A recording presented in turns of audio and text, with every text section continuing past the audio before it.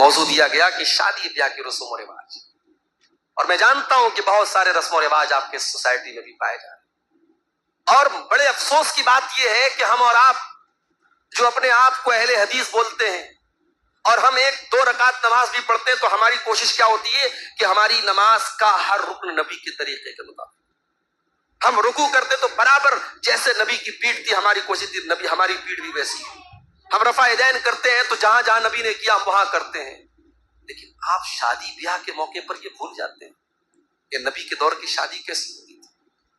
نبی کے دور کی شادی میں نہ جہیز تھا، نہ بارات تھی، نہ منگنی کی رسم تھی، نہ رشتہ لگنے پر لوگوں کے گھر تحفے بھیجے جاتے تھے، نہ ہلدی کی رسم ہوتی تھی، نہ ہلدی کے موقع پر آج کتنی رسمیں ہیں میرے بھائی، شادی کے پہلے کتنی طریقے کی رسمیں اور شادی کے بعد کتنی طریقے کی رسمیں، اور اس ایک دن کی خوشی کے لیے انسان اپنی زندگی کی گاڑی کمائی کو برباد کر دیتا ہے۔ جس کے پاس ہے وہ تو برباد کر رہا ہے، جس کے پاس نہیں ہے وہ صاحب لون لے رہا ہے، قرضے لے رہا ہے، گھر بیچ کے لوگ شادیاں کر رہے ہیں۔ میرے بھائیوں، نکاح کے ہم نے نکاح جیسی عبادت کو اور نکاح جیسے مسنون عمل کو آج ہم نے رسم و رواج سے بہت بڑا بوجھ بنا دیا ہے۔ ہمارے نبی جناب محمد رسول اللہ صلی اللہ علیہ وسلم دنیا میں کس لیے آئے تھے؟ رسم و رواج کو ختم کرنے کے لیے آئے تھے میرے بھائی۔ اللہ فرماتا ہے وَيَدَعُ عَنْهُمْ إِسْرَهُمْ وَالْأَغْلَالَ الَّتِي كَانَتْ عَلَيْهِمْ، ہم نے تم کو وہ نبی دیا ہے جو تمہارے کندھوں پر سے رسم و رواج کی بیڑیوں کو ہٹاتے ہیں، تم کو رسم و رواج سے پاک کرتے ہیں، تم کو رسم و رواج کی بیڑیوں سے آزاد کرتے ہیں۔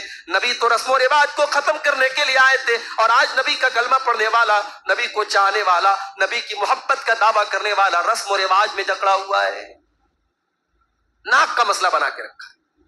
ارے میں نے اپنی بیٹی کو جہیز نہیں دیا تو میری ناک کٹ جائے گی، میں جہیز نہیں لوں گا تو میں سماج کو کیا منہ دکھاؤں گا؟ ارے سماج کو منہ دکھانے کے پہلے یہ سوچو اللہ کو کیا منہ دکھاؤ گے؟ جس لڑکی کے باپ سے تم نے جہیز کی ڈیمانڈ کی ہے اور اس نے کیسے کیسے جتن کر کے جہیز کا انتظام کیا ہے، اس ظلم کا تم اللہ کیا حساب دو گے میرے بھائی؟ کبھی یہ سوچا یا؟ میں کہتا ہوں اگر جھوٹے رسم و رواج کو بند کرنے کی وجہ سے ہماری ناک کٹ جاتی ہے تو کٹ جائے ایسی ناک، ختم ہو جائے ایسی ناک، نہیں چاہیے ایسی جھوٹی ناک رکھنے کا کوئی فائدہ نہیں ہے میرے بھائی۔ میں آپ کو ایک مثال دوں، ہمارے نبی کے دور میں ایک رسم تھی، دیکھیے رسم کیسے توڑا ہے نبی نے۔ رسم کیا تھی کہ اگر کوئی کسی بچے کو اڈاپٹ کر لیتا تھا، بچے کو پال لیتا تھا، تو وہ اس کا سگا بیٹا مانا جاتا تھا۔ اللہ کے نبی صلی اللہ علیہ وسلم نے حضرت زید کو پالا تھا، اب زید کو اتنا پیار دیا آپ نے کہ لوگ زید کو زید بن محمد کہنے لگے صلی اللہ علیہ وسلم، آپ کا بیٹا کہنے لگے۔ پھر آپ نے زید کی شادی بہت اصرار کر کے اپنی پھوپھی کی بیٹی زینب بنت جہش سے کرائی۔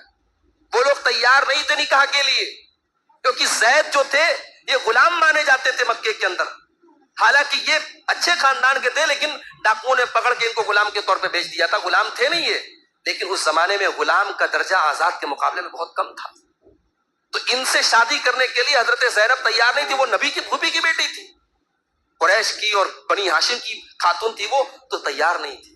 نبی نے ضد کیا کہ نہیں میرا حکم ہے، پھر اللہ کی قرآن کی آیت بھی نازل ہوگی کہ اللہ اور اس کے رسول کا فیصلہ آ جائے تو اگر مگر مت کرو۔ شادی ہو گئی دونوں۔ اب شادی جب ہوئی تو یہ شادی نبھ نہیں پائی، حضرت زید اور حضرت زینب کا رشتہ زیادہ چل نہیں پایا، اور حضرت زید نے آ کر کے اللہ کے نبی سے کہا کہ میں طلاق دینا چاہتا ہوں۔ اللہ کے نبی نے کہا طلاق مت دو، امسک علیک زوجک، اپنی بیوی کو نکاح میں باقی رکھو، طلاق مت دو۔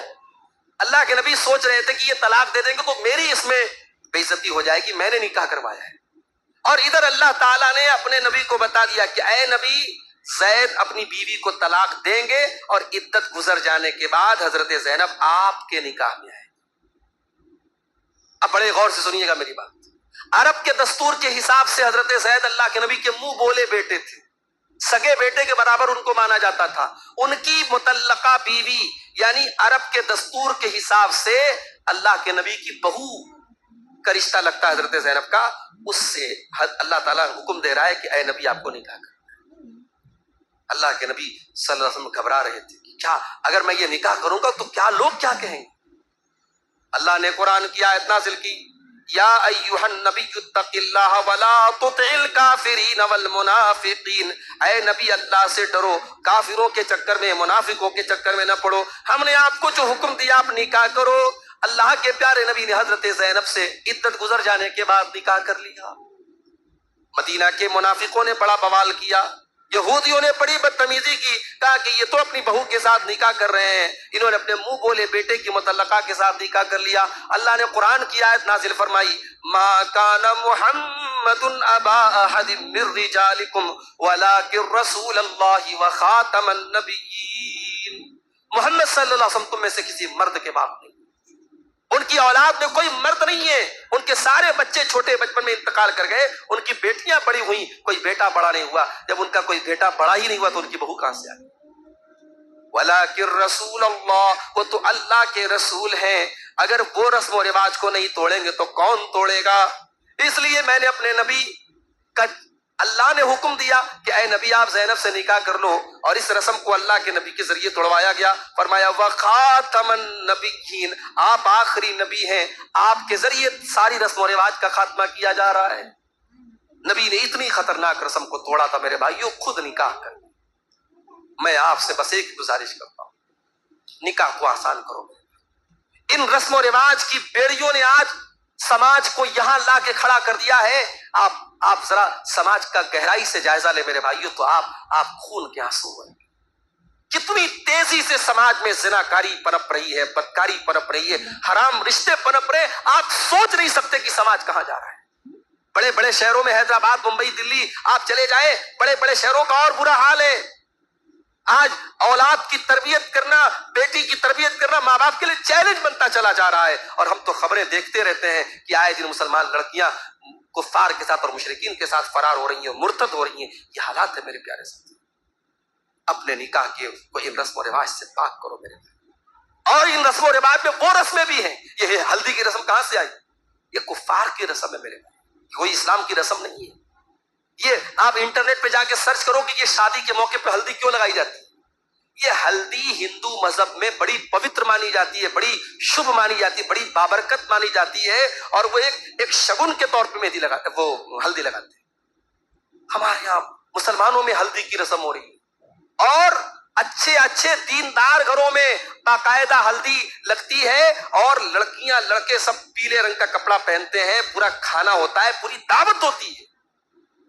میرے بھائی، ایک مڈل کلاس آدمی، ایک کمزور درجے کا آدمی آج ان رسم و رواج کو سماج میں اتنا ضروری بنا دیا گیا ہے، وہ سوچتا ہے کہ اگر میں یہ نہیں کروں گا تو میری بیٹی کو شکوہ ہوگا کہ میری شادی پر یہ سب نہیں۔ اور آج عورتیں، خاص طور سے ان رسم و رواج کے لیے عورتیں ذمہ دار ہیں۔ عورتیں، میں کہتا ہوں جہیز دینے والے کی مجبوری ہو سکتی ہے، لینے والے کی تو کوئی مجبوری نہیں۔ بھئی اگر ایک لڑکے کی ماں یہ سوچ لے، لڑکے کا باپ یہ سوچ لے کہ میرا بیٹا سسرال سے ملنے والی چارپائی پہ نہیں سوئے گا، میں اس کے لیے چارپائی کا مینجمنٹ کروں گا۔ لڑکا خود سوچ لے مجھے سسرال کی 4 ویلر نہیں چاہیے، مجھے توفیق ہوگی میں 4 ویلر لے لوں گا، ورنہ 2 ویلر سے گھوموں گا میں۔ میرے پاس جب تک فرنیچر کی طاقت، جتنا فرنیچر میرے پاس ہے میں فرنیچر کا انتظام کروں گا، مجھے کسی کی بھیک میں ملی ہوئی فرنیچر نہیں چاہیے۔ اگر یہ لڑکے اور لڑکے کے گھر والے اگر یہ سوچ بنا لے میرے بھائی تو کون سی مشکل بات ہے؟ یہ جو رسم و رواج ہے یہ ہماری غیرتوں کے جنازے نکل رہے ہیں میرے بھائی، بے غیرت بنایا جا رہا ہے اس قوم، اور آج اس کا نتیجہ یہ ہے کہ لڑکیوں کو ہم نے بوجھ بنا دیا۔ آج میری 3 بیٹیاں ہیں، لوگ مجھ سے کیا کہتے ہیں، مولوی صاحب سیونگ کیجئے، 3 بیٹیوں کی شادی کرنا ہے، مولوی صاحب فیوچر دیکھ لیجئے، آپ پیسے کی ضرورت پڑے گی، لاکھوں روپے کی 3 بیٹیوں کی شادی کرنا انتظام کر لی۔ آج لوگ مجھے مشورہ دیتے ہیں، کیوں؟ کہ بیٹی کا مطلب کہ صاحب لاکھوں کا خرچ ہمیں کرنا ہے۔ بیٹی پیدا ہوتی نہیں ہے کہ ماں کے اور باپ کے پیشانیوں پر بل پڑ جاتے ہیں۔ یہ آزمائش کہاں سے ہمارے گھروں میں؟ میرے بھائی بیٹی آزمائش تو نہیں تھی، بیٹی تو رحمت بن کے آتی ہے۔ بیٹی کو تو میرے نبی نے رحمت کہا ہے، جنت کی خوشخبری دینے والی کہا ہے۔ ہمارے ان رسم و رواج نے بیٹیوں کو آج ان کی زندگی کو عذاب بنا کے رکھ دیا ہے۔ اور آج کتنی غریب باپ کی بیٹیاں ہیں، باپ بیچارہ مزدور ہے، نہیں انتظام کر پا رہا ان کی شادی کا، ان کی عمریں نکل رہی ہیں، وہ غلط راستے پہ جا رہی ہیں، بدکاری کے راستے پہ جا رہی ہیں، ان کی جوانیاں برباد ہو رہی۔ کون ذمہ دار ہے ان کا میرے بھائی؟ معاف کرنا میرے بھائی، کم سے کم میں یہ چاہتا ہوں کہ ہم اور آپ جو اپنے آپ کو اہل حدیث بولتے ہیں اور ہماری عبادتیں اور ہمارے تمام نیکی کے کام ہم سنت کے مطابق کرنے کی کوشش کرتے ہیں، ہم اپنے شادی بیاہ کو بھی سنت کے مطابق کرنے کی کوشش کرتے ہیں۔ شادی بیاہ میں بے پردگی زبردست ہوتی ہے صاحب، ایسا لگتا ہے کہ ایک دن کے لیے سب صاف خون معاف ہو گئے۔ لڑکیوں میں کھانا چل رہا ہے، جوان لڑکے آ کر کے کھانا سرو کر رہے ہیں اور کہتے ہیں صاحب ہمارے گھر کے لڑکے ہیں، گھر کے لڑکے تو پردہ نہیں کرنا ہے۔ شادی کے موقع پہ تمام دلہن کے پاس آ کر کے غیر محرم مرد جو ہے فوٹو لے رہے ہیں، اس کے پاس میں بیٹھ رہے ہیں۔ یہ ساری بے غیرتی مسلمانوں کے گھر میں ہو رہی ہے، اچھے دیندار گھروں میں ہو رہی ہے بے غیرتی۔